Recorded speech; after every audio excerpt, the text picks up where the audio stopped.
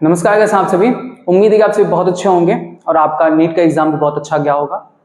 इस वीडियो के माध्यम से हम यहाँ पर देखेंगे कि नीट 2024 में जो क्वेश्चंस पूछे गए हैं उनके सही आंसर्स क्या हैं, वे क्वेश्चंस कहाँ से पूछे गए हैं, इसका हम डिटेल एनालिसिस करेंगे।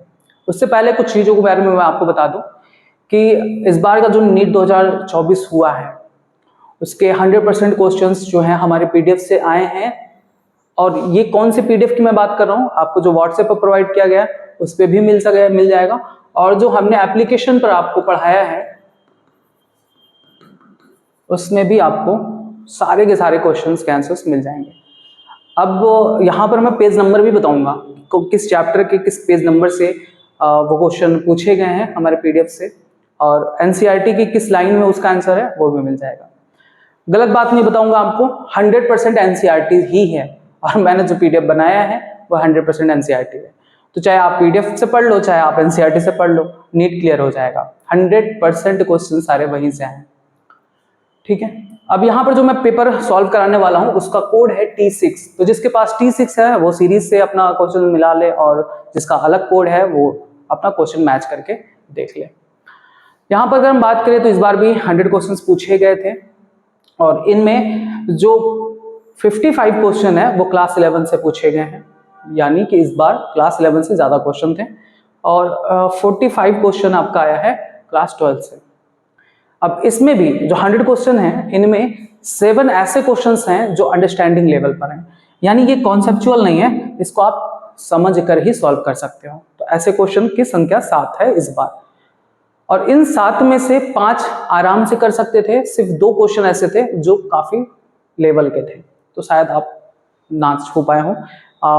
चलिए मैं बताऊंगा सारे क्वेश्चन, और यहाँ पर हम देखते हैं कि इस बार जो हम आपको NCERT की लाइन बताएंगे कि कौन से क्वेश्चन NCERT की किस लाइन से पूछी गई है, वो NCERT की बुक ये रहने वाली है। वैसे तो जितने भी स्टेट हैं सब में NCERT सेम है, पेज नंबर भी एक ही होने की संभावना है, हो सकता है कि 1-2 नंबर का इधर उधर हो। जैसे अगर मैं आपसे कहा कि 310 पेज नंबर पे, तो अगर आपके NCERT में 310 पे वो नहीं है तो 311 या 309 इसी के बीच में होगा। तो मेरे पास ये NCERT की बुक थी इसलिए मैं इस NCERT के पेज नंबर को बताऊंगा। ये क्लास 11 की है, उत्तर प्रदेश में जारी होता है ये, और ये भी क्लास 12 का उत्तर प्रदेश में जारी होता है। बाकी NCERT सब बुक सेम होती है, चाहे वो आप बिहार में आप ले रहे हो या आप झारखंड, उड़ीसा, उत्तराखंड कहीं पर भी आपने NCERT ले रखी है तो वो सेम होता है, ठीक है। तो इस NCERT का हम पेज नंबर बताएंगे।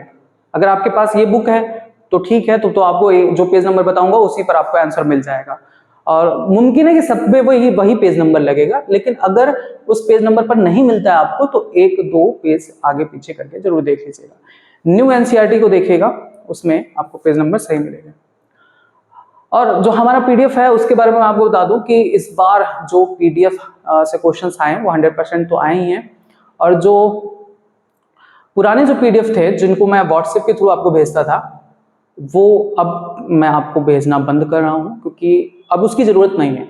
NCERT से थोड़ा ज्यादा है तो अब उसकी जरूरत नहीं है। लेकिन अगर आप बोर्ड पढ़ रहे हो, अगर आप बोर्ड की तैयारी कर रहे हो क्लास 11 या क्लास 12, तो आप उससे पढ़ सकते हो आराम से, ठीक है। लेकिन अगर आप बोर्ड के साथ साथ नीट की तैयारी कर रहे हो तो जो ओल्ड PDF आपको WhatsApp पे भेजा गया होगा तो आप उसे अपडेट करा लो। आप मैसेज, जिसने भी परचेज कर रखा है PDF, वो WhatsApp पर मैसेज लिख दे और वहां पर आपको अपडेटेड PDF भेज दिया जाएगा जो 100% NCERT पे बना हुआ है। तो ये जो नया PDF है वो NCERT बेस्ड है, ठीक है, 100% NCERT पर ही बना हुआ है। NCERT की वे लाइनें जो यूजफुल नहीं है उनको स्किप किया गया, यानी उनको उस PDF से हटा दिया गया, और इस PDF को NCERT से ही बनाया गया शॉर्ट में, ठीक है। तो अब जो नया PDF होगा वो आपको मिलेगा, चाहे आप WhatsApp के थ्रू मंगाओगे तो भी वही PDF मिलेगा, एप्लीकेशन पर अगर आप बैच लेते हो तो भी आपको PDF वही मिलेगा। तो जिसने भी अगर पुराने PDF को परचेज किया है तो वो अपडेट करा ले, मैसेज कर दे, आपको नया PDF मिल जाएगा। और जो अभी नए भैया बहन है अगर वो चाहते हैं नया PDF लेने के लिए तो उसका प्राइस होगा सेम क्लास 11 और क्लास 12 के लिए 350 रुपीज, ठीक है। अगर आपको क्लास 11 का चाहिए तो 350 पेड करना होगा, क्लास 12 का चाहिए तो भी 350 पेड करना होगा, और अगर आपको कंप्लीट नीट के लिए चाहिए तो आपको 700 रुपीज पेड करना होगा। और ये हमारा व्हाट्सएप नंबर है 8354900176। यहाँ पर आप मैसेज छोड़ सकते हो PDF के लिए। आप जिस भी क्लास में हो वो क्लास लिखकर मैसेज करना, तो आपको वो एक सैंपल भेजा जाएगा और बाकी प्रोसेस आपको बताया जाएगा। यहाँ पर एक चीज मैंने नया बनाया है इस बार, ये है नीट क्विक रिवीजन के लिए। ठीक है, ये नीट क्विक रिवीजन नोट है जिसका प्राइस है 499 और ये अभी आपको नहीं मिलेगा, ये आपको जुलाई के फर्स्ट वीक में मिलेगा। ठीक है, जुलाई फर्स्ट वीक में आपको ये मिलेगा। इसमें क्या है, नीट क्विक रिवीजन नोट्स में क्या है कि वे सारी चीजें एनसीईआरटी की वे लाइनें जो सबसे ज्यादा इंपॉर्टेंट है उसको छाट कर आपको एक PDF तैयार किया गया है जिसको आप डेली रिवाइज करिए। अगर आप उसको डेली रिवाइज करते हैं तो ये मान के चलिए कि 70% क्वेश्चन इससे आ जाएगा। बाकी देखो लाइनें तो सारी इंपॉर्टेंट होती हैं एनसीईआरटी की, तो वो डिटेल नोट्स आपको PDF में मिल जाएगा। तो ये भी आपको पढ़ना है और साथ ही आप क्विक रिवीजन नोट्स ले लोगे तो वो आपको थोड़ा और ज्यादा हेल्प करेगा। ठीक है, तो ये हमारा व्हाट्सएप नंबर है। आप व्हाट्सएप नंबर 8354900176 पर आप मैसेज छोड़ सकते हो। और हाँ, वे सारे स्टूडेंट जिन्होंने पहले ही PDF ले रखा है वो भी अपना अपडेट करा लें, नए PDF को आप मंगा सकते हो, आपको इसका चार्ज नहीं देना पड़ेगा।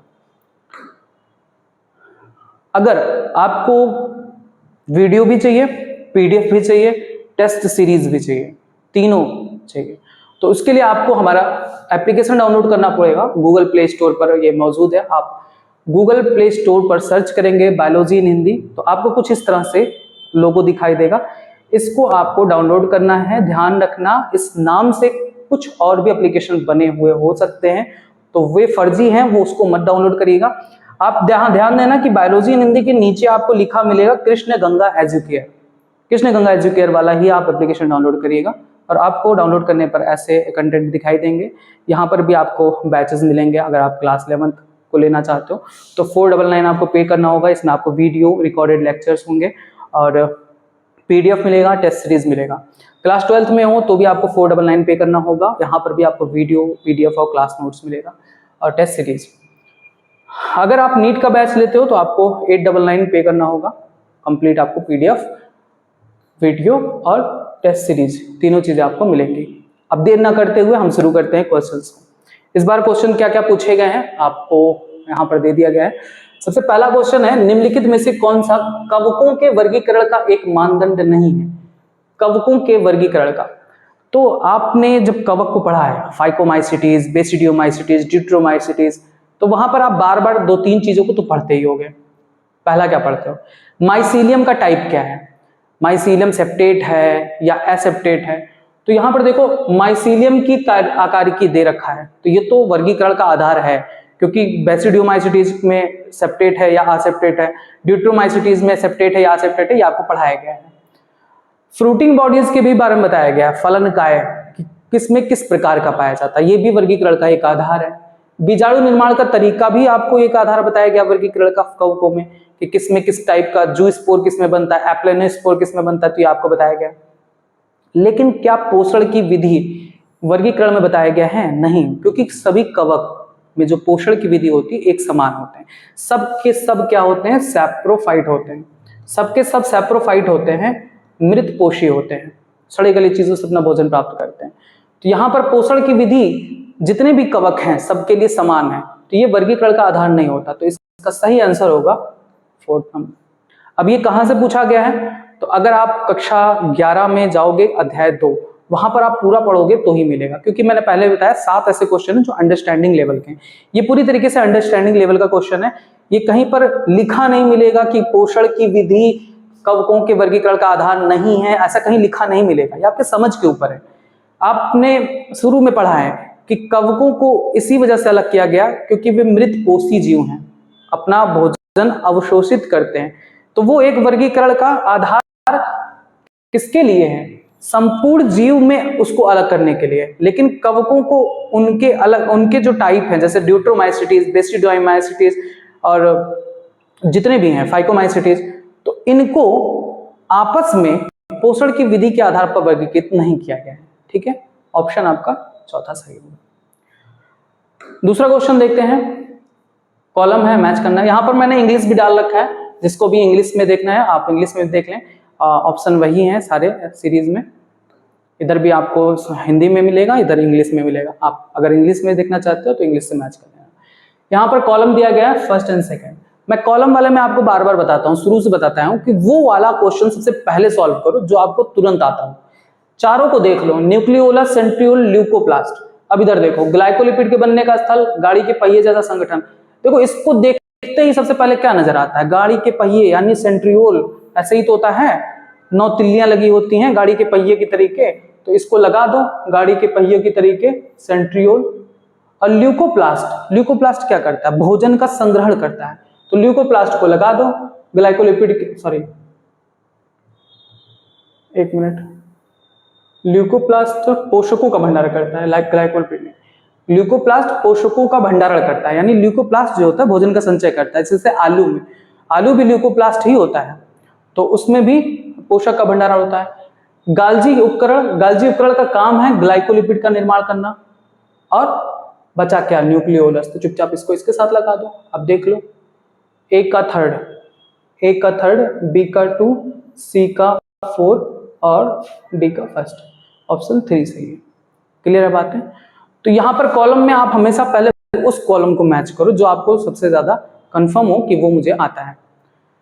अब ये कहाँ से पूछा गया है, तो ये आया है क्लास 11 से और अध्याय 8 यानी कोशिका से आया है, और ये हमें मिल जाएगा पीडीएफ, हमारे पीडीएफ के पेज नंबर 15 पर, और एनसीईआरटी में आपको पेज नंबर 134 पर मिल जाएगा। नेक्स्ट है, उष्णकटिबंधीय क्षेत्र उच्चतम स्तर की जाति बहुलता को प्रदर्शित करते हैं, क्योंकि उष्णकटिबंधीय क्षेत्र मैंने आपको बताया था, ट्रॉपिकल रीजन एक ऐसा रीजन है जहां पर सबसे ज्यादा जीवों की जातियां पाई जाती हैं। अमेज़न वर्षा वन, ठीक है, वो ट्रॉपिकल रीजन पर है, तो वहां पर सबसे ज्यादा जीवों की जातियां पाई जाती है। इसका कारण क्या है, देखो कह रहे हैं कि उष्णकटिबंधीय अक्षांश लाखों वर्षों तक अपेक्षाकृत अविक्षुब्ध रहे हैं, अतः जातीय विविधीकरण के अधिक समय उपलब्ध है। बिल्कुल सही बात है, क्योंकि उष्णकटिबंधीय वर्षा वन जो है भूकंप, बाढ़, इन सभी चीजों से बचा रहता है। इस वजह से वहां पर जातियों की संख्या ज्यादा समय तक जीवित थी, और इसी वजह से वहां पर जातियों की विविधता है। दूसरा कह रहे हैं उष्णकटिबंधीय पर्यावरण में अधिक समय उपलब्ध होता है, ठीक है, अधिक समय उपलब्ध था, ये भी सही है।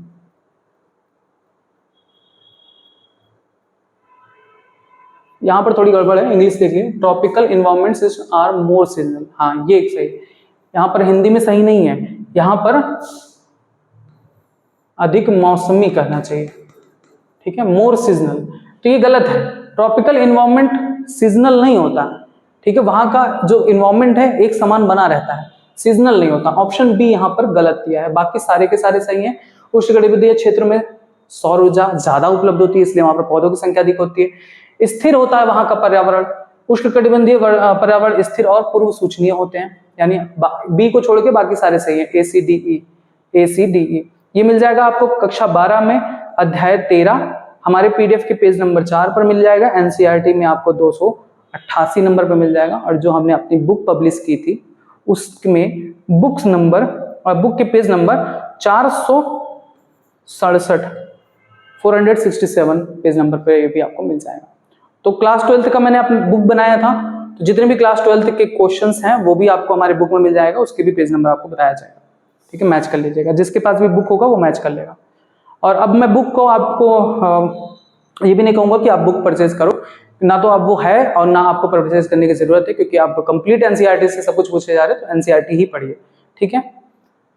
अगला क्वेश्चन यहाँ पर फिगर दिया गया है और पूछा गया है कि इसमें पुष्पों का प्रकार पहचानिए कि किस प्रकार का है, परिजायांगी जायांगोपरिक है या परिजायांगी परिजायांगी। तो आप एनसीईआरटी को फिगर को देखो, एनसीईआरटी में 4 फिगर है ऐसे, जिसमें एक आपको बताएगा हाइपोजीनस फ्लावर के बारे में, फिर पेरिजीनस और एपिजीनस। तो ये दोनों के दोनों पेरिजीनस के एग्जांपल है, यानी दोनों के दोनों परिजायांगी हैं। यहाँ पर देखिए पेरिजीनस का मतलब क्या होता है, हाफ इंफीरियर हाफ सुपीरियर। तो देखो हाफ सुपीरियर है, सॉरी हाफ इंफीरियर है, और यहाँ देखो हाफ सुपीरियर है, तो दोनों के दोनों इसी के एग्जांपल। ये आपको मिल जाएगा कक्षा 11 के अध्याय 5 पेज नंबर 16, एनसीईआरटी में पेज नंबर 73 पे आपको मिल जाएगा, देख सकते हैं। नेक्स्ट क्वेश्चन है मेलोनेट द्वारा सक्सिनिक डिहाइड्रोजनेज एंजाइम का संदमन।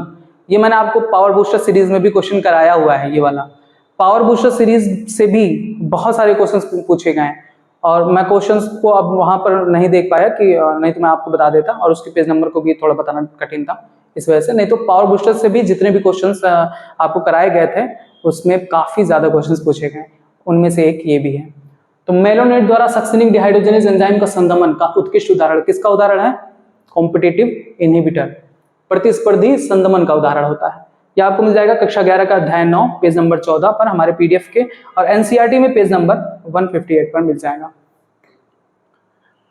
दिए गए चित्र में किस संगठक में पतली बाह्य भित्ति और अत्यधिक स्थूलित भित्तियां, भीतरी भित्तियां होती हैं? अब ये थोड़ा सा टफ था, तो यहां पर इसका जो आंसर है वो है गॉर्ड सेल, यानी गॉर्ड सेल की जो भित्तियां होती हैं वो पतली होती हैं, और ये है आपका गॉर्ड सेल, ये तो ऑप्शन सी सही होगा। ये मिल जाएगा आपको फिगर में ही मिल जाएगा, कक्षा 11 में अध्याय 6 हमारे पीडीएफ के पेज नंबर 7 पे मिल जाएगा, और एनसीईआरटी में पेज नंबर 89 पर मिल जाएगा। नेक्स्ट, संरक्षण का वह प्रकार जिसमें विलोपोन्मुखी जाति को उनके प्राकृतिक पर्यावरण से बाहर निकालकर विशेष व्यवस्था में रखा जाता है जहां वे सुरक्षित रह सकती हैं और उनकी विशेष देखभाल की जाती है, वह कहलाता है। देखो इसका सही आंसर जो होगा वो जाएगा एक्स सितु कंजर्वेशन। एक्स सितु कंजर्वेशन इसका सही आंसर होगा, लेकिन ऑप्शन अगर आप देखो तो यहाँ पर एक्स सितु कंजर्वेशन नहीं है। ठीक है, तो अगर एक्स सितु कंजर्वेशन नहीं है तो फिर आप कहाँ लगाओगे? सेमी कंजर्वेटिव आपने पढ़ा नहीं है तो चुपचाप हटा दो, सस्टेनेबल पढ़ा नहीं, हटा दो। इन सितु पढ़े हो, लेकिन इन सितु का मतलब होता है कि जहां पर वो जीव है वहीं पर उसका संरक्षण कहलाता है इन सितु, तो ये भी नहीं होगा क्योंकि ये बाहर निकालने की बात कर रहे हैं। ठीक है, बाहर निकाल कर उसकी देखभाल, यानी चिड़ियाघर में रखकर उसकी देखभाल कर रहे हैं, तो वो एक्स सितु का एग्जाम्पल हुआ। अब बचा क्या? Biodiversity conservation. तो बायोडाइवर्सिटी कंजर्वेशन का मोटिव ही तो यही है कि हम जो ऑर्गेनिजम्स हैं उनको कंजर्व करें, तो आप चुपचाप ये लगा दो, सही होगा। ऑप्शन 4 इसका सही आंसर है। ये मिल जाएगा आपको कक्षा 12 के अध्याय 13 पर, पेज नंबर पीडीएफ के पेज नंबर 9 पर, और एनसीईआरटी में पेज नंबर 292 और हमारे बुक के पेज नंबर 177 पर इसका आंसर आपको मिल जाएगा। सेम वही लाइन लिखी हुई है जो ऊपर लिखा हुआ है, एग्जैक्ट यही लाइन लिखी हुई है। ठीक है, मिल जाएगा आपको। नेक्स्ट, निम्नलिखित में से किनकी मेंडल के प्रभाविता के नियम के आधार पर व्याख्या की जा सकती है? बताइए। फैक्टर के एक जोड़े में से एक प्रभावी और दूसरा अप्रभावी होता है, पढ़े हो आपने? कैपिटल टी स्मॉल टी है तो इसमें से एक प्रभावी दूसरा अप्रभावी होता है। एलील कोई अभिव्यक्ति प्रदर्शित नहीं करता, गलत बात है। ये एलील ही तो है, यही तो अपना लक्षण प्रदर्शित करते हैं। अगर मान लो कैपिटल टी स्मॉल टी आ गया तो क्या अपना लक्षण प्रदर्शित नहीं करेगा? बिल्कुल करेगा, लेकिन कब? जब वो संयुग्मजीय अवस्था में हो, यानी बी ऑप्शन आपका गलत है, बाकी सारे के सारे आप देखोगे सही। ठीक है, तो ऑप्शन लगा दो आप 4। थोड़ा मैं तेज करूंगा क्योंकि 100 क्वेश्चन है, बहुत टाइम लग जाएगा। ये आपका पूछा गया कक्षा 12 के अध्याय 4 से, पेज नंबर पीडीएफ के पेज नंबर 7 पे मिल जाएगा, एनसीईआरटी के पेज नंबर 83 में मिल जाएगा, और हमारे बुक के पेज नंबर पता नहीं किस पे मिलेगा, हट गया यहाँ पर। नेक्स्ट, खरपतवार मुक्त बगीचा निर्मित करने के लिए माली ऑक्सिन का उपयोग करते हैं, लेकिन इससे घास को कोई क्षति नहीं होती। ठीक है, खरपतवार को नष्ट करने के लिए ऑक्सिन का प्रयोग किया जाता है, लेकिन इससे घास को कोई क्षति नहीं होती। ऐसा क्यों? क्योंकि घास एक बीजपत्री पौधा है और वयस्क एक बीजपत्री पौधों को यह प्रभावित नहीं करता ऑक्सिन। ठीक है, बिल्कुल सही बात है, एनसीईआरटी में साफ मेंशन है पूरी लाइन। कक्षा 11 अध्याय नंबर 13 पेज नंबर हमारे पीडीएफ के पेज नंबर 11 में मिल जाएगा, एनसीईआरटी के पेज नंबर 249 पर आपको इसका आंसर मिल जाएगा। नेक्स्ट, डीएनए में अनुलेखन इकाई को प्राथमिक रूप से डीएनए के 3 क्षेत्रों द्वारा निर्धारित किया जाता है, और ये ऊर्ध्व प्रभावी और अधो प्रभावी सिरों के संदर्भ में। इतनी बार मैंने आपको पढ़ाया, ये इतना आसान क्वेश्चन तो शायद ही कोई होगा। सबसे पहले क्या आता है? प्रमोटर, फिर स्ट्रक्चरल जीन और फिर टर्मिनेटर। प्रमोटर से स्टार्ट होता है ट्रांसक्रिप्शन, और स्ट्रक्चरल जीन से एमआरएनए बनता है और प्रमोटर पे जाके स्टॉप हो जाता है। तो ऑप्शन बी बिल्कुल सही है। ये मिल जाएगा आपको कक्षा 12 अध्याय 5 हमारे पीडीएफ के page number 14, NCERT page number 118 पर, हमारे बुक में 203 नंबर पे मिल जाएगा। नेक्स्ट, जीवाणुओं के वृद्धि माध्यम में उपस्थित लैक्टोज को कोशिका में क्रिया द्वारा अभिगमित किया जाता है। ये भी मैंने आपको पावर बूस्टर सीरीज में कराया था क्वेश्चन। पावर बूस्टर सीरीज में क्वेश्चन आपको कराया था, बताया था कि थोड़ी मात्रा में परमीएज बनता है, देखो परमेज कब बनता है, जब क्या कहते हैं लैक ओपराउंड स्टार्ट होता है तब जाकर बनता है, लेकिन ऐसा नहीं है, क्योंकि लैक्टोज को कोशिका के अंदर आना है और लैक्टोज को कोशिका के अंदर लाने के लिए कौन जिम्मेदार होता है, परमेज। तो इसलिए परमेज थोड़ी मात्रा में बनती रहती है, ठीक है। तो परमेज एंजाइम है जो लैक्टोज को माध्यम में लाता है। इसका आपको मिल जाएगा कक्षा 12 अध्याय 5 हमारे पीडीएफ के पेज नंबर 24 पर, एनसीईआरटी के पेज नंबर 128 पर, हमारे बुक में पेज नंबर 128 पर मिल जाएगा आपको। नेक्स्ट, एक पादप में बीज का काला रंग सफेद पर प्रभावी है। काले बीज वाले पादप का जीन प्रारूप ज्ञात करने के लिए आप उसका संकरण निम्नलिखित में से किस जीन प्रारूप के पादप के साथ कराएंगे। यह है टेस्ट क्रॉस का उदाहरण। अब टेस्ट क्रॉस में होता क्या है, देखो ये कह रहे हैं कि एक पादप में बीज का काला रंग है, तो काला रंग है तो हम कह सकते हैं कि कैपिटल बी भी हो सकता है या हो सकता है कैपिटल बी स्मॉल बी भी हो सकता है, क्योंकि एक प्रभावी आ गया तो काला दे देगा। तो या तो इसका जीनोटाइप ये हो सकता है या ये हो सकता है। तो जीनोटाइप क्या है इसको पता लगाने के लिए हम इसका क्रॉस किससे कराते हैं, ये हो गया टेस्ट क्रॉस का एग्जाम्पल हो गया। और टेस्ट क्रॉस हमेशा किससे कराते हैं, हमेशा किससे कराते हैं, अप्रभावी संयुग्मजी से, ठीक है। तो इसका हम ज्ञात कर सकते हैं कि जीनोटाइप क्या है। तो वही कह रहे हैं कि एक पादप में बीज का काला रंग सफेद रंग पर प्रभावी है। काले बीज वाले पादप का जीन प्रारूप ज्ञात करने के लिए आप उसका संकरण किससे कराओगे। तो जब हमें पता नहीं होता है कि किसी का जीन प्रारूप क्या है, तो उसका जीन प्रारूप जानने के लिए हम हमेशा अप्रभावी संयुग्मजी से उसका क्रॉस कराते हैं। और ये एग्जांपल है टेस्ट क्रॉस का। तो किससे कराओगे, स्मॉल बी से। तो ये इसका एग्जांपल है और ये मिल जाएगा आपको कक्षा 12 अध्याय 4 हमारे पीडीएफ के पेज नंबर 5 पर, एनसीईआरटी पे 82 और हमारे बुक में 133 नंबर पर मिल जाएगा। पादप की किसी भी क्षमता से पूर्ण पादप को विकसित करने की क्षमता क्या कहलाती है। अब ये क्वेश्चन पूछा गया है आपके हटे हुए चैप्टर से, कक्षा 12 और अध्याय 9 से पूछा गया है, यानी खाद्य उत्पादन में वृद्धि की कार्यनीति, खाद्य उत्पादन में वृद्धि की कार्यनीति से पूछा गया है, जो कि आपका हटा दिया गया था चैप्टर, लेकिन फिर भी पूछा गया है। लेकिन एक बात मैं बताऊं, ये बहुत कॉमन क्वेश्चन है, कई बार पूछा गया है, नीट या अदर एग्जाम्स में पूछा गया है। टोटिपोटेंट सेल क्या होता है। टोटिपोटेंट सेल ऐसा सेल होता है जिसके पास ऐसी कैपेसिटी होती है कि वो डिवाइड करके पूरा का पूरा पौधा बना सकता है, और ऐसी क्षमता को टोटिपोटेंसी कहते हैं। तो ये बहुत इजी क्वेश्चन था। पादप की किसी भी कोशिका से पूर्ण पादप को विकसित करने की क्षमता क्या कहलाती है, टोटिपोटेंसी कहलाती है, ठीक है। ये मिल जाएगा आपको कक्षा 12 के अध्याय 9 खाद्य उत्पादन की कार्यनीति। चूंकि मैंने ये चैप्टर पढ़ाया नहीं था इसलिए इसका पीडीएफ नहीं होगा, क्योंकि ये चैप्टर रिमूव किया गया था, हटा दिया गया था सिलेबस से। क्यों पूछे हैं हम नहीं जानते हैं, एनसीईआरटी के पेज नंबर 194 पर मिल जाएगा। नेक्स्ट क्वेश्चन, इनको जैव विविधता की हानि के मुख्य कारण माना जाता है। जैव विविधता की हानि यानी जीवों की जो जातियां विलुप्त हो रही है, इसका कारण क्या है। अतिदोहन यानी ओवर एक्सप्लॉयटेशन, सही बात है भाई। अगर आप अपने चाहत के लिए बहुत कबूतरों को मार दोगे तो कबूतर तो सब नष्ट हो जाएंगे, तो ये अतिदोहन का एग्जांपल है, बिल्कुल सही बात है, जैव विविधता की हानि होती है इससे। सहविलुप्तता, ये भी सही बात है। को एक्सटिंक्शन, जैसे अगर मान लो कोई दो जीव एक दूसरे पर डिपेंड है, उनमें से एक जीव मर गया तो दूसरा भी खत्म हो जाएगा क्योंकि उस पर डिपेंड है, तो ये भी इसका एग्जांपल है। उत्परिवर्तन इसका एग्जांपल नहीं है। म्यूटेशन से जैव विविधता नहीं होती है बल्कि जैव विकास होता है। पर्यावास हानि और खंडीभवन, ये तो सबसे ज्यादा मुख्य कारण है, ये भी आपका है।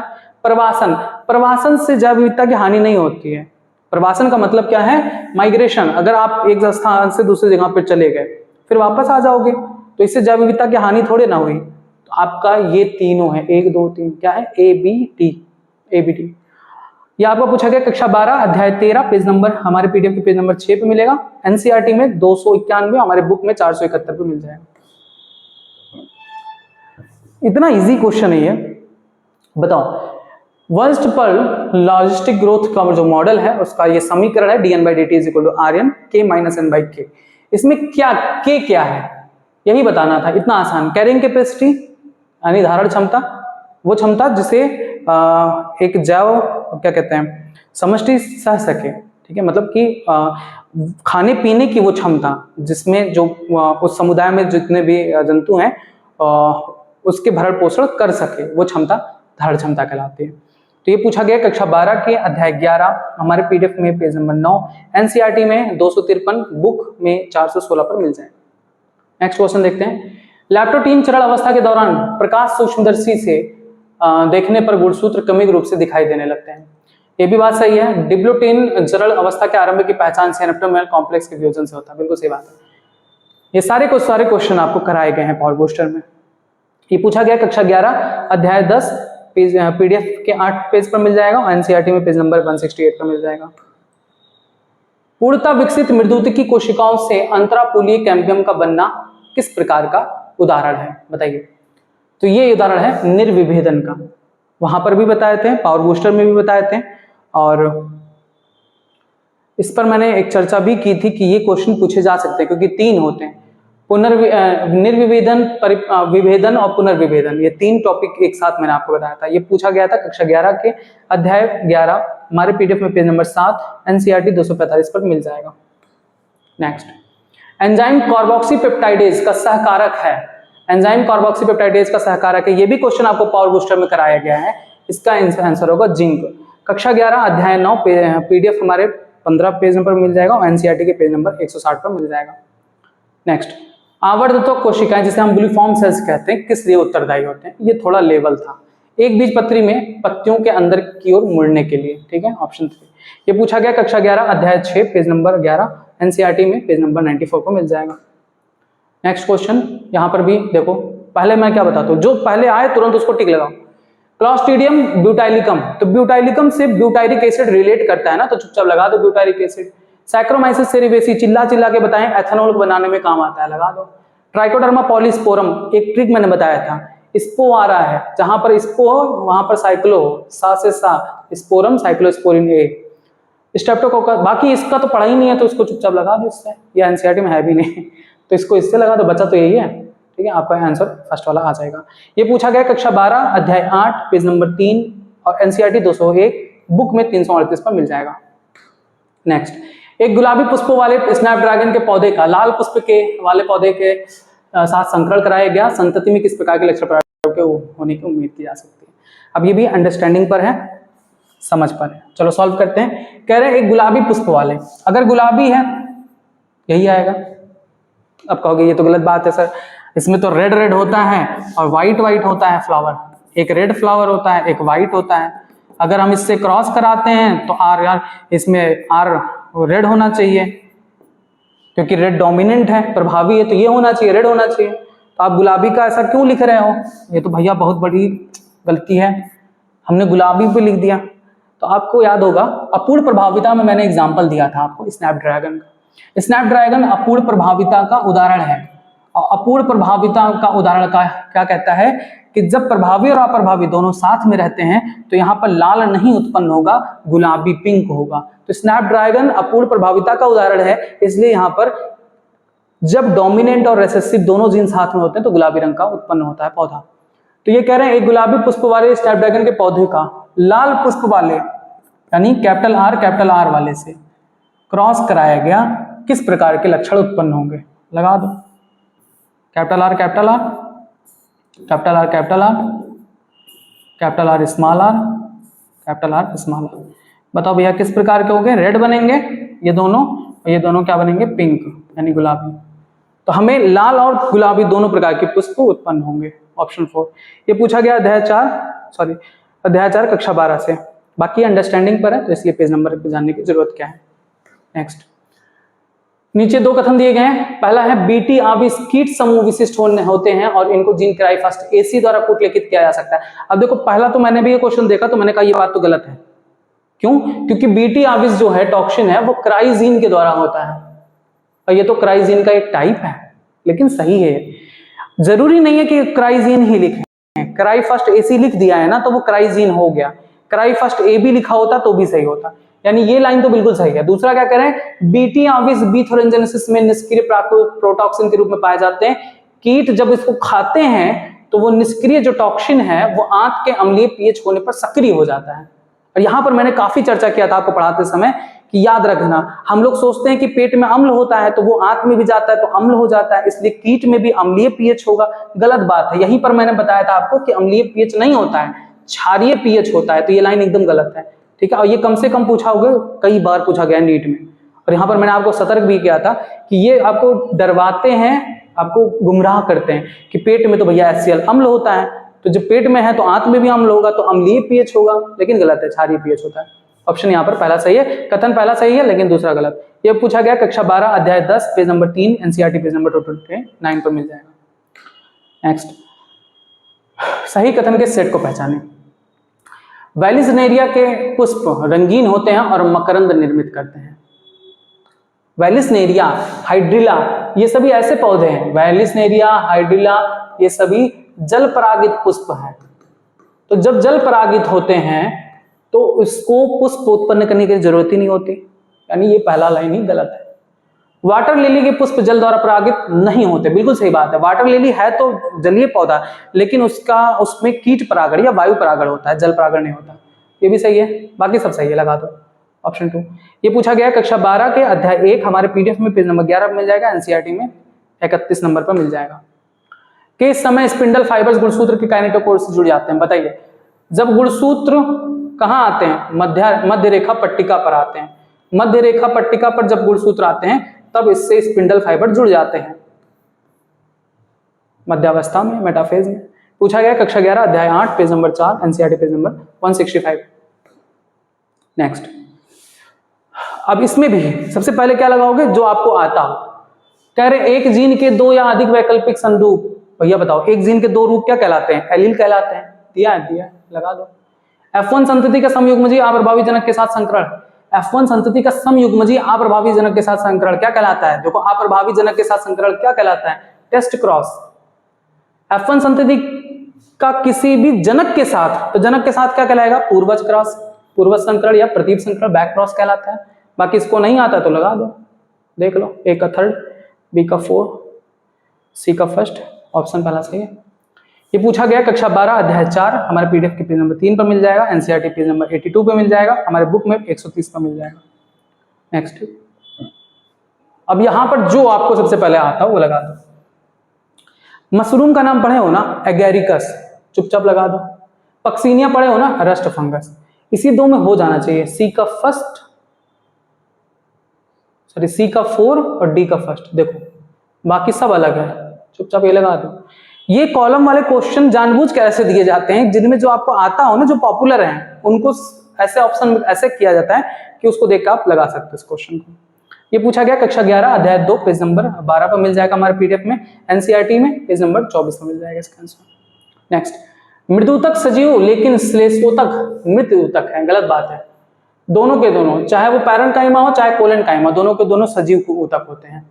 बाकी कह रहे हैं जिम्नोस्पर्म में दारुवाहिकाएं नहीं होती हैं, लेकिन दारुवाहिकाओं की उपस्थिति एंजियोस्पर्म की विशेषता होती है, बिल्कुल सही बात है। जो जाइलम वेसल्स होते हैं वे एंजियोस्पर्म का एक कैरेक्टरिस्टिक होता है, यानी दूसरा सही है, पहला गलत है, लगा दो। ये पूछा है कक्षा 11 अध्याय 6 पेज नंबर 5 और NCERT में पेज नंबर 87 पे मिल जाएगा। केल्विन चक्र में यौगिकीकृत होने वाले CO2 के प्रत्येक अणु के लिए ATP और NADPH की कितने अणुओं की आवश्यकता होती है? ये मैंने आपको पावर बूस्टर में भी कराया था।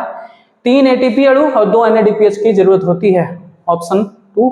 कक्षा 11 अध्याय 11 में पूछा गया है, PDF में आपको पेज नंबर 11 पर मिल जाएगा, NCERT में पेज नंबर 218 पर मिल जाएगा। नेक्स्ट, इंडेंजर्ड स्पीसीज, संकटोत्पन्न जाति, जो संकट के कगार पर है, विलुप्ति के कगार पर है, उसकी सूची कौन जारी करता है? इतना इजी क्वेश्चन। IUCN का फुल फॉर्म क्या है? International union for conservation of nature and natural resources.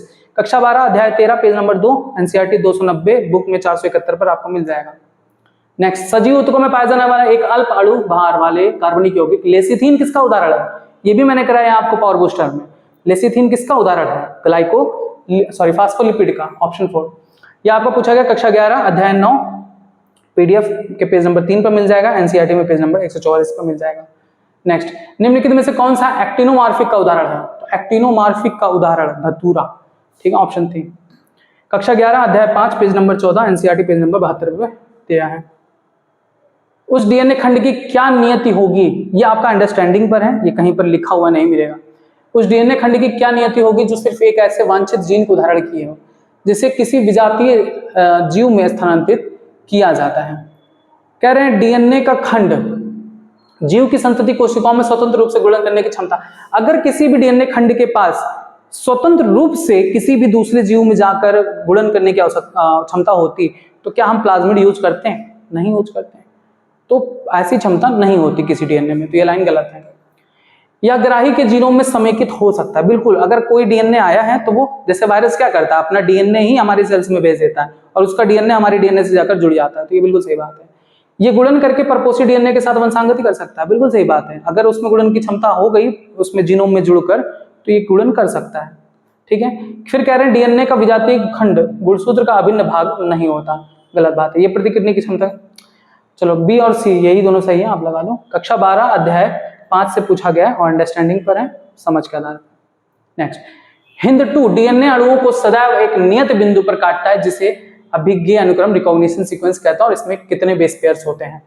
जैसे आपने पढ़ा है इको R1 का, इको R1 का क्या होता है, GAATTC। वैसे ही हिंद 2 का भी होता है, मुझे याद नहीं है, 6 डिजिट का ही वो भी होता है, ठीक है। तो आपका 6 बेस पेयर होगा, देख लो 1 2 3 4 5 6 ये हुआ, ठीक है, 6 बेस पेयर। कक्षा 12 अध्याय 10 पेज नंबर 3 एनसीईआरटी 215 बुक 356 पर आपको मिल जाएगा। नेक्स्ट क्वेश्चन, प्रकाश संश्लेषण की अदीप्त अभिक्रिया, अदीप्त मतलब क्या है, डार्क रिएक्शन। मतलब डार्क रिएक्शन में लाइट की जरूरत होगी नहीं, 2 रिएक्शन होता है, लाइट रिएक्शन और डार्क रिएक्शन। लाइट में क्या होता है, लाइट का, सनलाइट का प्रयोग करके क्या बनाते हैं, ATP और NADPH, और इन दोनों की सहायता से डार्क रिएक्शन में प्रयोग होता है किसका, CO2 का और CO2 ATP NADPH, इन सभी का प्रयोग करके कार्बन डाइऑक्साइड का फिक्सेशन होता है। तो डार्क रिएक्शन में हमें लाइट की जरूरत नहीं होती, लाइट की जरूरत तो हमें लाइट रिएक्शन में होती है। क्लोरोफिल की जरूरत नहीं होती, क्यों, क्योंकि क्लोरोफिल तो लाइट को एब्जॉर्ब करने का काम करता है, तो ये भी लाइट रिएक्शन का हिस्सा है। बाकी CO2 ATP NADPH इन तीनों का प्रयोग आपका डार्क रिएक्शन में होता है, ऑप्शन 1 लगा दीजिए। कक्षा 11 अध्याय 11 PDF के पेज नंबर 10 और NCERT के पेज नंबर 216 पर आपको इसका आंसर मिल जाएगा। नेक्स्ट है, दिए गए चित्र में बीज के उस भाग को पहचानिए जो बीज के अंकुरित होने पर जड़ को बनाता है। बताओ जड़ को कौन बनाता है, देखो एक होता है तना और एक होता है जड़। तने को कौन बनाता है, क्ल्यूम्यूल, प्रांकुर जिसे कहते हैं, और जड़ को कौन बनाता है, रेडिकल, मूलांकुर जिसे कहते हैं। तो यहां पर मूलांकुर कौन है, सी है, यही वाला भाग, ठीक है। कक्षा 11 अध्याय 5 पेज नंबर 24 और एनसीईआरटी के पेज नंबर 77 पर आपको इसका आंसर मिल जाएगा। नेक्स्ट, ये भी आपका अंडरस्टैंडिंग पर है। कह रहे किसी पारितंत्र में यदि प्रथम पोषक स्तर का NPP, जरा बताओ NPP बराबर होता क्या है, GPP -R, ठीक है, GPP -R। यहां पर रेस्पिरेटरी लॉस नहीं दिखाए हैं, कुछ भी नहीं दिखाए हैं, तो हम इसको भी 0 ही मानेंगे। तो देखो क्या कह रहे हैं कि प्रथम पोषी स्तर पर, फर्स्ट ट्रॉफिक लेवल पर दिया है कितना, 100x, ठीक है, किलो कैलोरी पर मीटर स्क्वायर प्रति वर्ष है। तब उसी पारिस्थितिक तंत्र के तृतीय पोषी स्तर का GPP कितना होगा। अब जब R नहीं दिए हैं तो हम R को 0 मानेंगे, तो जो NPP होगा वही GPP होगा। और तृतीय स्तर पर कह रहे हैं हर स्तर पर कितना % ट्रांसफर होता है एनर्जी, 10%, 90% तो लॉस हो जाता है। तो फर्स्ट लेवल पर इतना था, सेकंड लेवल पर कितना जाएगा, 10x जाएगा, है ना, और थर्ड लेवल पर कितना जाएगा, x जाएगा। तो यहाँ पर मैं ये सही नहीं मानूंगा, x यही जाएगा, ऑप्शन 4। तृतीय पोषी स्तर पर पूछा गया है ना, एक बार रीचेक कर लेते हैं। प्रथम पोषी स्तर पर NPP दिया है 100x, ठीक है। तब उसी पारिस्थितिक तंत्र के तृतीय पोषी स्तर पर फर्स्ट पर 100x है, सेकंड पर गया 10%, तो 10% लैंड डिमांड का कहल रहा है, तो 10x हुआ, थर्ड लेवल पर x, ठीक है। रेस्पिरेटरी लॉस दिए नहीं है तो हम उस पर कुछ नहीं मानेंगे। ऑप्शन 4 सही होना चाहिए, ये नहीं, ये आपको मिल जाएगा कक्षा 12 अध्याय 12 में। बाकी श्योरिटी नहीं है क्योंकि यहाँ पर रेस्पिरेटरी लॉस को दिया नहीं गया है, तो हम कुछ भी नहीं कह सकते हैं। मेरी तरफ से ऑप्शन डी जाएगा। नेक्स्ट, अब देखिए सूची मिलान करना है। अब यहाँ पर सबसे पहले तो आप वही लगाओगे जो आपको आता हो। बताइए, साइट्रिक एसिड साइकिल माइटोकॉन्ड्रिया के मैट्रिक्स में, ग्लाइकोलाइसिस कहाँ होता है, कोशिका द्रव्य में, और बाकी इलेक्ट्रॉन ट्रांसपोर्ट सिस्टम तो माइटोकॉन्ड्रिया के अंतराझिल्ली पर ही होता है। आप लगा दीजिए ए का सेकंड, बस पहले ही देख के लगा देता है। कक्षा 11 अध्याय 12 page number 2 NCERT page number 232 से पूछा गया है। नेक्स्ट, यहाँ पर भी देखिए एक संघी द्विसंघी बहुसंघी के बारे में पूछा गया है। तो एक संघी पुंकेसर ये पुंकेसर के बारे में है। एक संघी पुंकेसर मोनो एडल्फस का एग्जाम्पल आपको दिया गया था गुड़हल का, चाइना रोज लगा दीजिए। द्विसंगी का एग्जाम्पल आपको दिया गया था मटर का, और बहुसंगी एग्जाम्पल आपका सिट्रस, बाकी परिदलग लिली का एग्जाम्पल, यानी आपका सही होगा ऑप्शन 3। ये पूछा गया कक्षा 11 अध्याय 5 पीडीएफ के page number 19 NCERT page number 75 पर मिल जाएगा। नेक्स्ट है C3 पादपों में कुछ O2 रिबिस्को से बद्ध हो जाते हैं, अतः CO2 यौगिकीकरण कम हो जाता है, बिल्कुल सही बात है। नेक्स्ट C4 पादपों में परमद्युतक कोशिका बहुत कम प्रकाशसंश्लेषण करती ही नहीं है, बहुत कम नहीं, C4 पादपों में प्रकाशसंश्लेषण होता ही नहीं है, तो आप पहला लगा दीजिए। इसका आंसर मिल जाएगा आपको कक्षा 11 के अध्याय 11 पीडीएफ के page number 15 NCERT page number 20 में मिल जाएगा 220। नेक्स्ट क्वेश्चन है इकोलाई में रेप्लिकेशन की प्रक्रिया के संदर्भ में निम्नलिखित में से कौन सा कथन सही है। डीएनए निर्भर डीएनए पॉलीमरेज 5' to 3' के साथ साथ 3' to 5' दिशा में बहुलीकरण को उत्प्रेरित करता है।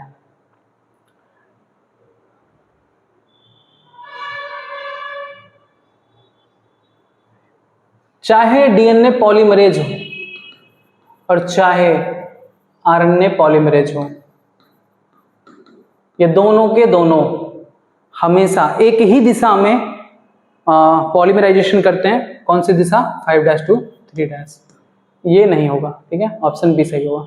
ये पूछा है कक्षा 12 के अध्याय 5 पेज नंबर 12 और एनसीईआरटी पेज नंबर 117 बुक में 205। नेक्स्ट, फियोफाइसी के सदस्यों में क्या सही है? अलैंगिक जनन प्रायः जूस्पोर द्वारा होता है, बिल्कुल सही बात। लैंगिक जनन केवल विषम युग्मक, गलत बात है। अगर हम फियोफाइसी की बात करें तो फियोफाइसी में जो लैंगिक जनन है वो ओगैमस टाइप से भी होता है, विषम युग्मकी टाइप के भी होता है, समयुग्मकी प्रकार का भी होता है, ठीक है। तो केवल नहीं लगा सकते, ऑप्शन बी गलत है, बाकी सारे के सारे सही है, पहला लगा दीजिए। कक्षा 11 अध्याय 3 page number 11 NCERT page number 33 में मिल जाएगा। नेक्स्ट, ये भी क्वेश्चन आपको पावर बूस्टर में कराया हूं, देख लो। ग्लूट4 क्या करता है? ग्लूकोज के अभिगमन रास्ता देता है, ए का 4, बस यही लगा दो, सही है। एक ही क्वेश्चन था ही है, बाकी तो आपको बेवकूफ बनाने के लिए था। कक्षा 11 अध्याय 9 page number 7 NCERT page number 147 पर मिल जाएगा। नेक्स्ट, फ्रेडरिक ग्रिफिथ और फ्रैंकोइस जैकब मोनार्ड। देखो जैकब मोनार्ड तो आपने पढ़ा है, जब बार बार चिल्ला चिल्ला के बताया। लैक ऑपरान किसने दिया था? जैकब और मोनार्ड ने, तो ये चुपचाप लगा दो लैक ऑपरान। बी का 4, देखो बी का 4 कुछ टारगेटेड क्वेश्चन होते हैं जिनको आपको जानबूझ के दिया जाता है। अब देखो ये बहुत पूछा गया है, तो जिसने पढ़ा है वो तुरंत इसको लगा सकता था, ठीक है, एक ही को देखना था, बाकी किसी को नहीं। कक्षा 12 अध्याय 5 पेज नंबर 6 एनसीईआरटी 110 हमारे बुक में 180 पे मिल जाएगा। नेक्स्ट, गन्ने की फसल में निम्नलिखित पादप वृद्धि नियंत्रकों को छिड़काव करने से तने की लंबाई बढ़ जाती है। ये भी क्वेश्चन आपको पावर बूस्टर में कराया था, जिब्रेलिन। ये भी मिल जाएगा कक्षा 11 अध्याय 13 पीडीएफ 12 और एनसीईआरटी 249 पर। नेक्स्ट, कॉलम को आप मैच कराइए, बताइए। रॉबर्ट मे ने क्या बताया था कि जातियों की विविधता पृथ्वी पर कितनी है? 7 मिलियन है। ये भी क्वेश्चन एनसीईआरटी का रिपीटेड है, ए का थर्ड। अब यहां पर एक पॉल एलिन ने रिवर पेपोट दिया था ना, रिवर पेपोट। उन्होंने बताया था वायुयान में जैसे एक एक कील निकालोगे तो उसका पहले तो उसका नुकसान नहीं पता चलेगा, लेकिन धीरे धीरे जब ज्यादा संख्या में उसके आप कील को निकाल लोगे, पेंच को निकाल लोगे, तो वायुयान क्षतिग्रस्त होने की संभावना होती है। तो ये उन्होंने बताया था। सी का 4, बस यही देख लो, हो गया है कि ठीक है, ऑप्शन 4। कक्षा 12 अध्याय 13 पेज नंबर 4 एनसीईआरटी 285 बुक में ये नंबर है। नेक्स्ट, हरित लवण में उपस्थित डीएनए किस प्रकार का होता है? ये भी आपको कराए थे हम पावर बूस्टर में। वृत्तीय होता है और द्विरज्जुक होता है। ये पूछा गया कक्षा 11 अध्याय 8 से। नेक्स्ट, गुलाब, मटर, कपास, आम। अब देखो सबसे ज्यादा इंपॉर्टेंट और सबसे ज्यादा इजी क्या था? आम। आम क्या होता है? अष्ठिल फल होता है, ड्रुप फल होता है। बस डी का 3 लगा दो। देख रहे हो ना किस तरह से इन क्वेश्चंस को सॉल्व किया जाता है। कक्षा 11 अध्याय 5 page number 15 NCERT 76। Tricarboxylic acid cycle के उस चरण की पहचान कीजिए जिसमें क्रियाधार सब्सट्रेट का ऑक्सीकरण नहीं होता है। इस क्वेश्चन का कोई आधार हमें भी नहीं मिला, एनसीईआरटी में भी नहीं मिला, पूरी तरीके से अंडरस्टैंडिंग लेवल पर डाल दो 4। नेक्स्ट, पादपों की 2 किस्मों को सम्मिलित करने पर कायिक संकरण में निम्नलिखित में से किसका युग्मन होता है? तो ये भी एनसीईआरटी में मेंशन नहीं है, लेकिन हम लोगों ने पढ़ा है इसके बारे में, तो हम कह सकते हैं प्रोटोप्लास्ट, क्योंकि जब कायिक संकरण होता है तो 2 कोशिकाओं के प्रोटोप्लास्ट आपस में मिलते हैं। ऑप्शन पहला वाला सही है। कक्षा 12 अध्याय 1 में, ये भी अंडरस्टैंडिंग लेवल पर है, कहीं पर आपको मिलेगा नहीं। और ये भी आपको फिगर हम पीडीएफ में बताए थे, पढ़ाए भी थे, एनसीईआरटी का है। इसको देख के याद आ जाता है कि ये वायु परागण का उदाहरण है। ठीक है, वायु परागित पुष्प का उदाहरण है, ऑप्शन 3, कक्षा 12 अध्याय 1 पेज नंबर 11, एनसीईआरटी में पेज नंबर 30 पर मिल जाएगा। नेक्स्ट देखिए, एंजाइम प्रतिस्थापन चिकित्सा, इसमें सबसे ज्यादा आसान तो यही लगा, एंजाइम प्रतिस्थापन चिकित्सा, याद है? एडीए की कमी से जूझ रही लड़की का इलाज किया गया था, तो लगा दीजिए डी का 2। देखो होता है कि नहीं, लो भाई कुछ करना था, बाकी सबके अलग है। कक्षा 12 अध्याय 10 पेज नंबर 3, एनसीईआरटी 229, अब बुक में 376। नेक्स्ट, योनि छद की उपस्थिति या अनुपस्थिति कौमार्य का विशेषणीय सूचक नहीं है। बिल्कुल सही बात है, एनसीईआरटी में मेंशन है, पहले संभोग के दौरान ही फट जाता है, ऐसा जरूरी नहीं है, क्योंकि साइकिल चलाने, घोड़सवारी करने, इन सभी की वजह से भी होता है। तो ऑप्शन सेकंड असत्य है, ये आपको मिल जाएगा कक्षा 12 अध्याय 2 में। थोड़ा तेज हम करते हैं, क्वेश्चन भी ज्यादा है। टेरोफिलम मेग्जाइन प्रिस्टिस एक्सोसिस्टस, भैया ये थोड़ा था क्या मतलब कि ये ज्यादा हो जाता है, इतने एग्जाम्पल से कितना कोई याद करेगा। यहाँ पर टारा नहीं है, आरा मछली है।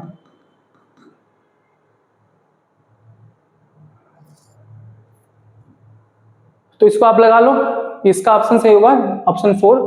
ठीक है, मिला लीजिएगा।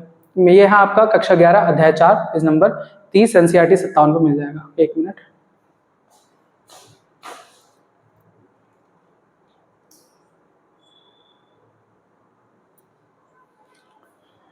नेक्स्ट क्वेश्चन देखते हैं। FSH मादा में अंडाशय पुटकों और नर में लीडी कोशिकाओं पर कार्य करता है। बिल्कुल नहीं, गलत बात है, क्योंकि लीडी कोशिका पर कार्य नहीं करता, लीडी कोशिका पर तो LH कार्य करता है। मादा में वृद्धि करते हुए अंडाशय पुटक एस्ट्रोजन स्रावित करते हैं और नर में अंतराली कोशिका एंड्रोजन। बिल्कुल सही बात है। दूसरा लगा दीजिए, कक्षा 11 अध्याय 19, ये कक्षा 11 का है क्वेश्चन, अध्याय 19 पेज नंबर 4, एनसीईआरटी 335 में मिल जाएगा। नेक्स्ट, निम्न में कौन फैलोपियन नली का अवयव नहीं है? फैलोपियन ट्यूब में कौन कौन से भाग होते हैं? शुरुआत से अगर बात करें, इन्फंडिबुलम, उसके बाद एम्पुला, स्थमस, ये होते हैं ना, इन्फंडिबुलम, स्थमस, एम्पुला, यही नहीं होता यूटेरिन फंडस। यह आपको पूछा गया कक्षा 12 अध्याय 2 पेज नंबर 4, एनसीईआरटी 155 में मिल जाएगा। नेक्स्ट, निम्न में कौन सी प्राकृतिक परंपरागत गर्भनिरोधक विधि नहीं है? वाल्ट का प्रयोग ये परंपरागत प्राकृतिक विधि नहीं है। ठीक है, ये पूछा गया कक्षा 12 अध्याय 3, पेज नंबर सारे लिखे हुए देख लीजिएगा। नेक्स्ट, अब इसमें जो सबसे ज्यादा आपको आता हो उसको पहले लगाओ। टाइफाइड, टाइफाइड किससे होता है? साल्मोनेला टाइफी को क्या है, वो बैक्टीरिया, जीवाणु लगा दो। लिस्मानिया आपको नहीं पता, चलो छोड़ दो। रिंगवॉर्म, रिंगवॉर्म दांत किससे होता है? दांत कवकों से होता है, कवक लगा दो, बस इतना ही लगा दो, हो जाएगा। 1 का 4 पहले ही लगा देते, हो जाता। ठीक है, कक्षा 12 अध्याय 7 से पूछा गया। नेक्स्ट, शिशु के स्वस्थ विकास के लिए उसकी वृद्धि के आरंभिक काल में कुछ समय तक डॉक्टर शिशु का स्तनपान कराने की सलाह देते हैं। बिल्कुल सही बात है, दोनों को दोनों सही है, क्योंकि जो माँ के स्तन दूध में होता है, कोलोस्टम कहते हैं, शुरुआती दिनों में जो पीला तरल होता है, और उसमें प्रतिरोधी क्षमता होती है, प्रतिरक्षी। कौन सी प्रतिरक्षी होती है? IgA होती है। कक्षा 12 अध्याय 2 में पूछा गया। निम्न में से कौन सा घटक हार्डी वीनबर्ग साम्यता को प्रभावित नहीं करेगा? अब ये देखो, हार्डी वीनबर्ग क्या कहता है, अगर कोई भी किसी समुदाय में कुछ भी बदलाव ना आए, ना कोई बाहर जा रहा, ना कोई बाहर से अंदर आ रहा है, या कोई जीन प्रवाह नहीं हो रहा, जीन माइग्रेशन नहीं हो रहा, तो वो प्रभावित नहीं होगा। अगर स्थिर जीन पूल, मतलब कौन सा घटक वीनबर्ग साम्यता को प्रभावित नहीं करेगा? अगर जीन पूल स्थिर है तो वो बिल्कुल भी प्रभावित नहीं करेगा, वही तो चाहिए हार्डी वीनबर्ग को। ठीक है, कक्षा 12 अध्याय 6 से पूछा हुआ है। नेक्स्ट, गलत कथन का चयन करिए। बायोरिएक्टर छोटी मात्रा में जीवाणु संवर्धन के लिए उपयोग किया जाता है। गलत बात है, बायोरिएक्टर तो बहुत बड़े बड़े वेसल्स होते हैं जिसमें बड़ी मात्रा में जीवाणु का संवर्धन किया जाता है। ये पूछा गया कक्षा 12 अध्याय 9 से। नेक्स्ट, अब यहाँ पर मसल्स के टाइप्स दिए गए हैं, आपसे पूछा गया किस टाइप के मसल्स हैं। तो ये फिगर देख के ही लग सकता है कि ये जो है स्मूथ मसल्स है, क्योंकि इसमें स्टीरेटेड नहीं है, इसमें धारियां नहीं है। तो बी का तो यही होगा, चिकनी भित्ति। तो B B B B B बस यही देखना ही था, बी का चिकनी भित्ति लगा दो। ठीक है, कक्षा 11 अध्याय 7 से पूछा गया। नेक्स्ट, अब बताओ, कोकीन, हीरोइन, मार्फिन, मैरिजुआना, सारा नशा आ गया इसमें। एरिथ्रोजाइलम कोका से बनाया जाता है कोकीन, 1/3, बस यही देखना था। कक्षा 12 अध्याय 7, नेक्स्ट, ये सब क्वेश्चन ऐसे ही ट्रिक से लगते हैं बाबू, जो बहुत पॉपुलर क्वेश्चन है जो आपको एकदम याद हो पहले उसी को देखो। नेक्स्ट, पॉन्स हाइपोथैलेमस मेडुला अनुमस्तिष्क। हाइपोथैलेमस का काम क्या होता है? भूख प्यास का नियंत्रण करता है ना, देख लो कहीं है कुछ। हाँ मिल गया, तंत्रिका स्रावी कोशिका बताए हैं ना, न्यूरोसेक्रेटरी सेल्स इसका उदाहरण होता है। हाइपोथैलेमस में प्रेजेंट वे कोशिकाएं जो हार्मोन का स्राव करती हैं उन्हें तंत्रिका स्रावी कोशिका कहते हैं। बी का 4, बस वही देखना ही था। नेक्स्ट, माइस्थेनिया अब देखिए नेक्स्ट पूछा गया निम्न में से कौन सा प्रतिरक्षा विकार, ऑटो इम्यून डिसऑर्डर कौन कौन सा है? माइस्थेनिया ग्रेविस है, रूमेटॉइड अर्थराइटिस है, और ये भी आपका है। ठीक है, बाकी गाउट, पेशी दुष्पोषण ये 100 प्रतिरक्षा रोग नहीं होते। ऑप्शन 4 लगा दीजिए। कक्षा 11 अध्याय 17 से पूछा। एग्रोबैक्टीरियम ट्यूबिफिकेंस के टीआई प्लाज्मिड का अर्थ बताओ। टीआई प्लाज्मिड का अर्थ पूछ लिया, बताओ। टी से ट्यूमर, आई से इंड्यूसर। इंड्यूसर का मतलब क्या होता है? प्रेरक। ट्यूमर प्रेरक, लगा दो। कक्षा 12 अध्याय 9 से पूछा गया। नेक्स्ट, ये आप बताइए। पारगति क्रम, स्थूलपट्ट, युग्मपट्ट, तनुपट्ट, इधर देखो। डाइकाइनेसिस, पैकेटीन, जाइगोटीन, डिप्लोटीन, किसके क्या कैरेक्टरिस्टिक्स हैं? ये भी आपको रटवाया था। ठीक है, पहला वाला ही लगा देते तो हो जाता। डाइकाइनेसिस किसका कैरेक्टरिस्टिक है? प्लाज्मिड का उपांति भवन। ठीक है, पहला वाला लगा दो। कक्षा 11 अध्याय 10 से पूछा हुआ है। नेक्स्ट, अब यहां पर बताइए तांबा मोचक आयोडीन, जो आपको पहले पता वो बता दो। तांबा मोचक आयोडीन है, बताओ क्या होगा? मल्टीलोड 375 होगा, कॉपर टी कॉपर 7 मल्टीलोड 375, तो बी का फर्स्ट, कई सारे में। दूसरा देखो, हार्मोन मोचक LNG20 है, याद आया? प्रोजेस्टेरोन LNG20, तो सी का 4, सी का 4, सी का 4।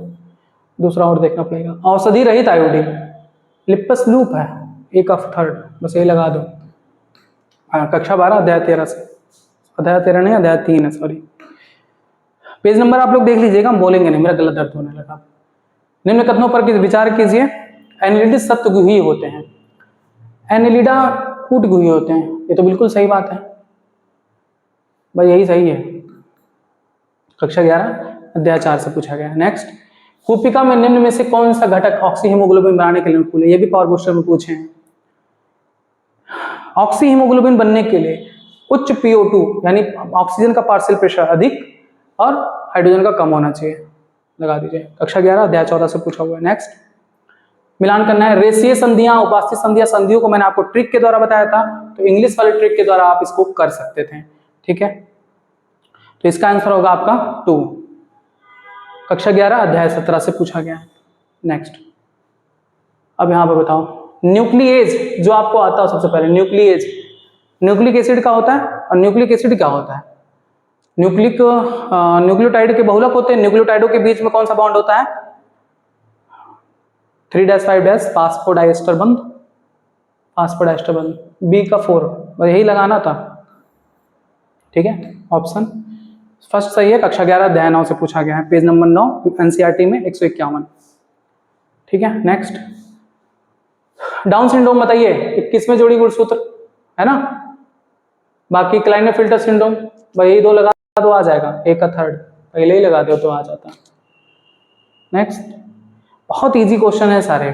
नीचे मानव विकास की कुछ अवस्थाएं दी गई हैं, इनको सही क्रम में व्यवस्थित करना है, नवीन से मतलब प्राचीन से नवीन क्रम में। तो सबसे पहले कौन आया था? सबसे पहले होमो हैबिलिस, फिर आया था होमो इरेक्टस, फिर होमो निएंडरथल, और फिर होमो सैपियंस, जो कि आज के मानव हैं। पूछा गया कक्षा 12 अध्याय 6 से। नेक्स्ट बताइए, प्लूरोब्रैकिया के बारे में तो जानते होंगे। प्लूरोब्रैकिया जो समुद्र में चमकता है, मतलब उसमें बायोल्यूमिनेसेंस की क्वालिटी होती है, और बायोल्यूमिनेसेंस किस में पाया जाता है? टीनोफोरा में। तो इसको चुपचाप टीनोफोरा लगा दो, 1 और 2। और देखना पड़ेगा। रेती जिब्बा, रेती जिब्बा एक फिश है, नहीं सॉरी, एक स्ट्रक्चर है, रेडुला। रेडुला किसकी विशेषता है? पाइला की। और पाइला किस में आता है? मोलस्का में। बी का फर्स्ट लगा दो, लो हो गया। कक्षा 11 अध्याय 4। नेक्स्ट, पेंगुइन और डॉल्फिन के फ्लिपर्स, ये भी आपको पावर बूस्टर में कराए हैं, अभी सारी विकास का उदाहरण है। कक्षा 12 अध्याय 6 PDF पे आज और NCERT 143 में मिल जाएगा। ये रिपीटेड क्वेश्चन है, पिछले साल भी ये नीट में पूछा हुआ था। नेक्स्ट क्वेश्चन है कि नीचे दिए गए आरेख में ई कोलाई क्लोनिंग संवाहक, ये एक वेक्टर है, प्लाज्मिड वेक्टर, और इसकी जो क्वालिटी दी गई है बताया गया है। इसमें बहुत सारे वर्ण योग चिन्हक यानी सिलेक्टेबल मार्कर हैं, जैसे हिंद, थर्ड, बाम, H1, साल 1। इसमें कह रहे हैं एक्स और वाई की विशेषता क्या है, तो इसका ऑप्शन आपका चौथा सही होगा कि जो जीन एक्स है वो बंधित डीएनए की कॉपी संख्या के नियंत्रण के लिए उत्तरदायी होता है, और जीन जो वाई है वो उन प्रोटीन जो प्लाज्मिड की प्रकृति में सम्मिलित हो उसके लिए उत्तरदायी होता है। यह आपको मिल जाएगा कक्षा 12 के अध्याय 9 में। नीचे कोशिका विभाजन की अवस्थाएं दी गई हैं, इनको आपको मेल कराना है। आप पढ़े हो, सबसे पहले क्या आता है G1, फिर S, फिर G2 और फिर M प्रावस्था आती है। तो लगा दो, G1 मतलब गैप फर्स्ट, ये पहले आएगा, उसके बाद G2 आएगा, फिर संश्लेषण यानी सिंथेसिस फेज, और फिर आएगा आपका, तो यहाँ पर ये आपका पहला आएगा, ये आपका पहला है, दूसरा, तीसरा, चौथा, पांचवा, मैच कर लीजिएगा, वही आएगा। कक्षा 11 अध्याय 10 से पूछा हुआ क्वेश्चन है। नेक्स्ट आता है, देखो यहाँ पर जो सबसे पहले आपको आता हो, सामान्य जुकाम, कॉमन कोल्ड किसकी वजह से होता है, राइनो वायरस, ठीक है। हीमोजॉइन बताइए, मलेरिया में होता है, जिसका कारण है प्लाज्मोडियम। बिडाल परीक्षण कब कराया था, टाइफाइड में। एलर्जी, धूल की चचड़ी, मिला लीजिएगा, ऑप्शन पहला आपका सही आएगा। कक्षा 12 अध्याय 7 से पूछा हुआ क्वेश्चन है। नेक्स्ट देखते हैं, तिलचट्टे के बारे में पूछ लिया गया है, 2 क्वेश्चन आए हैं तिलचट्टे से भी। तिलचट्टे में गुदी लोम कहाँ पर उपस्थित होते हैं, तो 10वें खंड पर उपस्थित होते हैं, ये पूछा गया कक्षा 11 अध्याय 7 से। चूंकि मैंने पढ़ाया नहीं था इसलिए हमारे पीडीएफ में भी नहीं मिलेगा, आई एम सॉरी इसके लिए। नेक्स्ट देखें, अक्षसूत्र, अक्षसूत्र बताइए। एक्सोनीम एग्जाम्पल है पश्माव कशापिका का, बैलगाड़ी पर एक समान तारक केंद्र होता है, और यही दोनों लगा लीजिए, आ जाएगा क्वेश्चन। कक्षा 11 अध्याय 8 से पूछा हुआ क्वेश्चन है। नेक्स्ट आता है, कौन सा स्टेरॉइड हार्मोन नहीं है, तो स्टेरॉइड हार्मोन नहीं है कौन, देख लो, प्रोजेस्टेरॉन, कार्टिसोल, टेस्टोस्टेरोन, ये सभी हैं। ग्लूकागॉन जो होता है वो एक पेप्टाइडल हार्मोन है, ठीक है, पेप्टाइडल हार्मोन। कक्षा 11 अध्याय 19 से पूछा हुआ क्वेश्चन है। नेक्स्ट, ब्रिकार्डियम हैनले पास की अवरोही भुजा जल के लिए पारगम्य और विद्युत अपघट्य के लिए पारगम्य, उल्टा दे दिए, दोनों गलत है। समीपस्थ सम्मिलित नलिका सरल स्तंभाकार, स्तंभाकार नहीं होता है, वो घनाकार होता है, ये भी गलत है। ऑप्शन दोनों गलत है। कक्षा 11 अध्याय 16 से पूछा हुआ क्वेश्चन है। नेक्स्ट, आइए इसको सॉल्व करते हैं। डीएनए निर्भर जो आरएनए पॉलीमरेज है, भैया देखो आरएनए पॉलीमरेज किसको बनाएगा, आरएनए को ही बनाएगा। आपको पता है कि आरएनए में थाइमिन की जगह पर यूरेसिल पाया जाता है, तो इसी को आप लगा लो। 3' to 5' है तो 5' to 3' बनेगा। थाइमिन दिया है तो थाइमिन की जगह पर यूरेसिल आएगा, एडेनिन की जगह पर थाइमिन, साइटोसिन की जगह पर ग्वानिन, एडेनिन की जगह पर यूरेसिल, फिर A C C G U U U A U A G G U A और जी यू, बस मैच कर लेना, ये बार आपका सही होगा। कक्षा 12 अध्याय 8 से पूछा। अभी तो आपको पता ही है ना कि एडेनिन के साथ हमेशा कौन जुड़ता है, ग्वानिन या यूरेसिल या थाइमिन। तो यूरेसिल आरएनए में बनता है, और चूंकि आरएनए पॉलीमरेज है तो आरएनए को ही बनाएगा, तो इसलिए एडेनिन के साथ यूरेसिल जुड़ता है, बाकी आपका साइटोसिन के साथ ग्वानिन। नेक्स्ट, निःश्वसन क्षमता, क्रियाशील अवशिष्ट क्षमता, जैव क्षमता बताइए।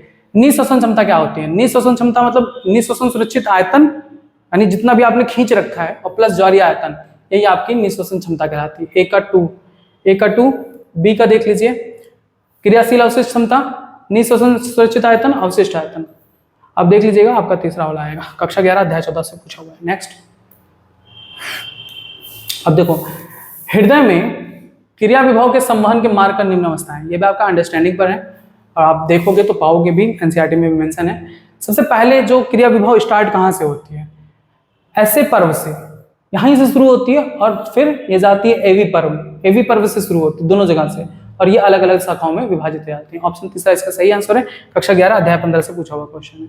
नेक्स्ट, एक कोशिकीय ग्रंथिल उपकला, तो एक कोशिकीय ग्रंथिल उपकला है एग्जांपल आहार नाल की कलश कोशिका का, ठीक है, बस एक का थर्ड देख लो, हो गया। कक्षा 11 अध्याय 7 से पूछा हुआ क्वेश्चन है, एनसीईआरटी में पेज नंबर 102 पर मिल जाएगा। नेक्स्ट, शुक्रजनक के संदर्भ में सही विकल्प को पहचान करिए। जीएनआरएच बताओ कहां से स्रावित होता है, हाइपोथैलेमस से। ये किस पर एक्ट करता है, act on pituitary gland to stimulate the secretion of LH and FSH. तो एलएच हार्मोन का सिक्रीशन स्टिमुलेट करता है, और एफएसएच का, जो एलएच है वो किस पर एक्ट करता है, लिडिक सेल्स पर, ठीक है, लिडिक कोशिका पर, और एफएसएच सर्टोली कोशिका पर, बस।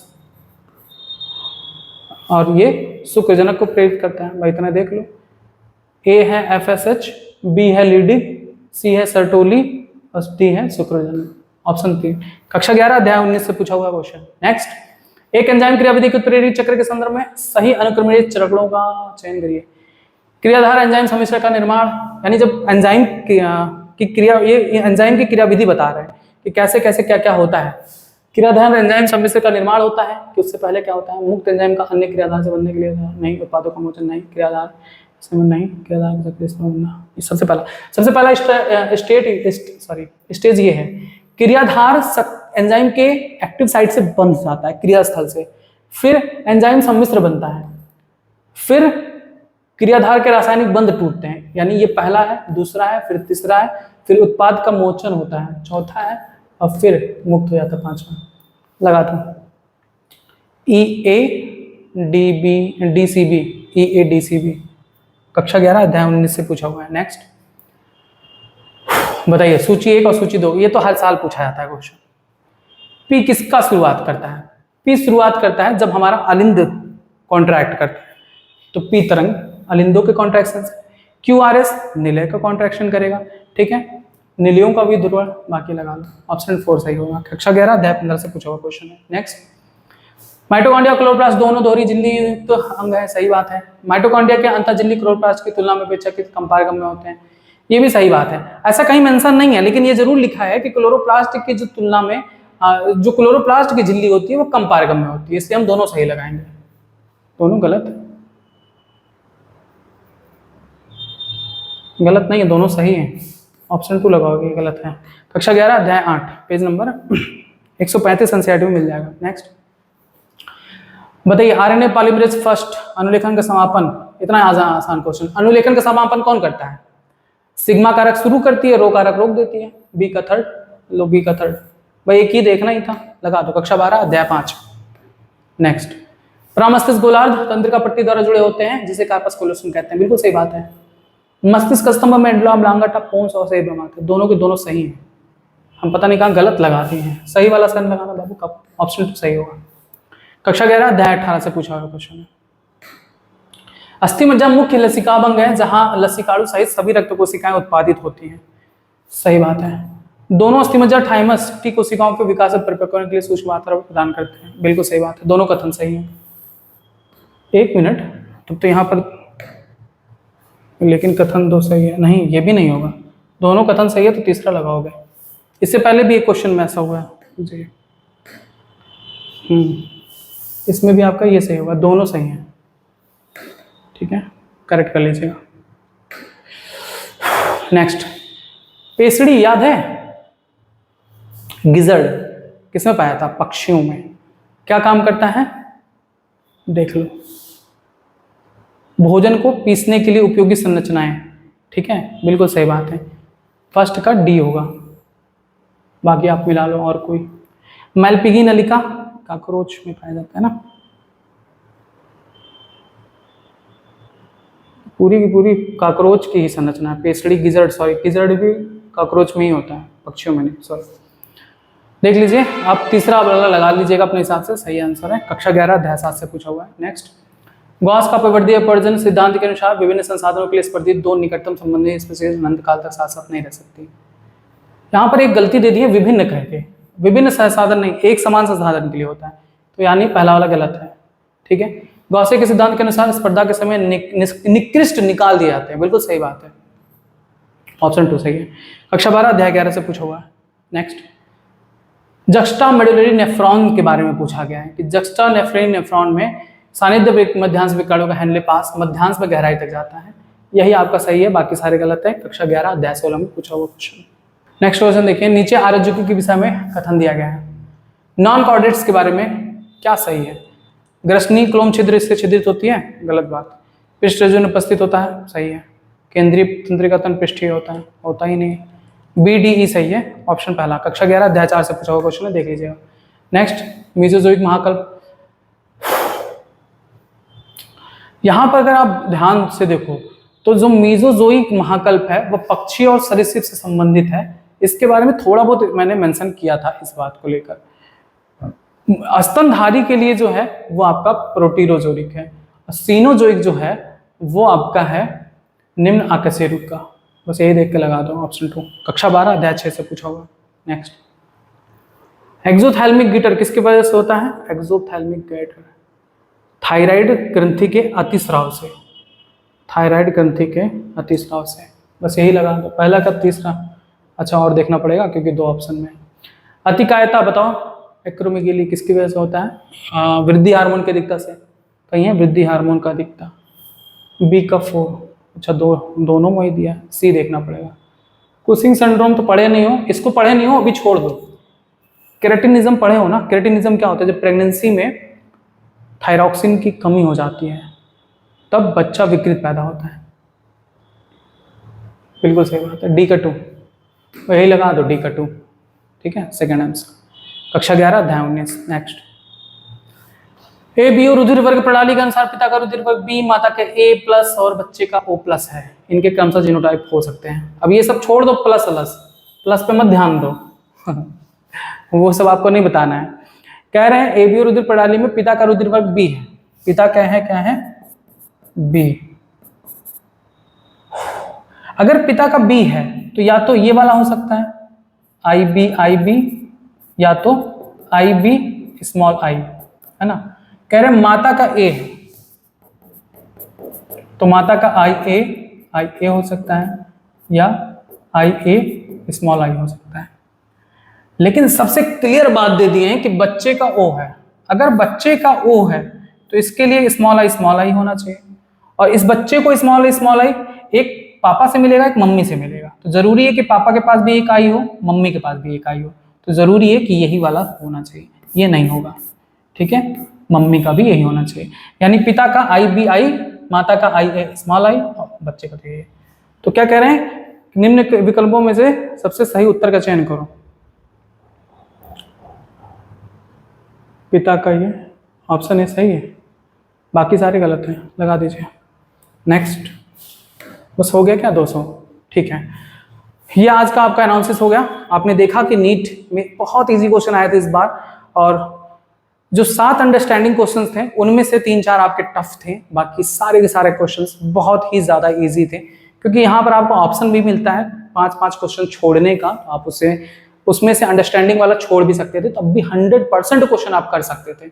और यहाँ पर मैंने आपको बताया कि ज्यादातर क्वेश्चन आपके पावर बूस्टर से भी आए हैं, और जितने भी मैंने आपको पीडीएफ का पेज नंबर बता दिया 100% है। यानी करना क्या है, डॉक्टर बनना अब इतना आसान होगा कि 2 सिंपल सी मोटी एनसीईआरटी पढ़ लेनी है, आपका डॉक्टर बनने का सपना पूरा हो जाएगा। अब इतना भी ना कर पाओ तो फिर मैं इससे ज्यादा क्या करूं। उम्मीद करता हूं कि आपके सारे क्वेश्चन सही हुए होंगे और आपके पॉजिटिव रिजल्ट का मुझे इंतजार रहेगा। आपका जो भी रिजल्ट होगा मुझे जरूर बताइएगा, ठीक है। और अपनी पढ़ाई अच्छे से करिए, बोर्ड की तैयारी, जितने भी छात्र जो भी बोर्ड की तैयारी कर रहे हैं वो अपनी पढ़ाई शुरू कर दें। इंतजार में मत रहिए कि 1 जुलाई से ही पढ़ेंगे, ठीक है। आपका भविष्य उज्जवल हो, यही हमारी कामना है। धन्यवाद।